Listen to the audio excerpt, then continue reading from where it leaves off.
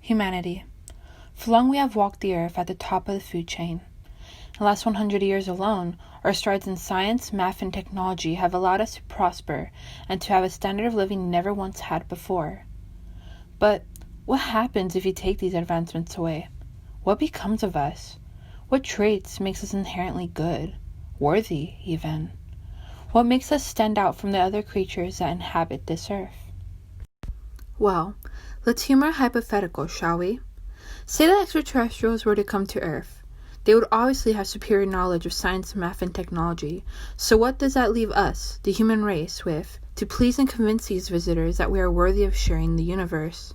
Well, what better way to show the traits of humans and their condition than to look into culture, more specifically art? What piece can possibly be shown to prove that humans are inherently good? And for one, what could this trait or traits possibly be? Is it our sense of wonder, or that we are built to need companionship, or is it just how we are resilient despite all odds being against us? While all of these are wonderful traits, the two that I believe to be extraordinary to humans is our capacity to show empathy and our limitless curiosity. The art piece I feel best exemplifies these two traits the best is The Lament of Icarus by Herbert James Draper. This piece was done in 1898 and is in oil on canvas.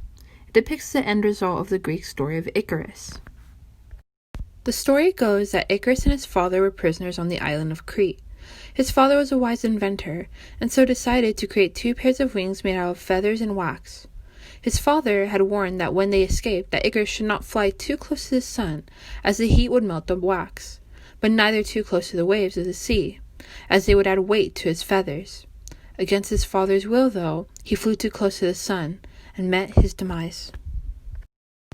What Draper depicts here is the scene after Icarus has fallen.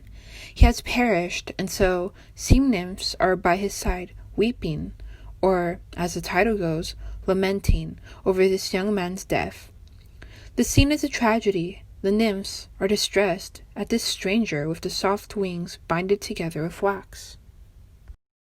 Both the piece and the story behind it exemplifies the two traits of empathy and curiosity spectacularly. The Lament of Icarus is lovely in a way that even though the sea nymphs know nothing of Icarus, they can't help but weep and feel pain at the loss of life. The story, as we know, shows just how curious humans can be, whether it be for the best or worse. So, what is the takeaway? The takeaway that, yes, humans are inherently good, but they are also flawed. They are special in the sense that, with curiosity, it is an inherent thing. You don't often see such curiosity in other creatures on this earth, as well as empathy.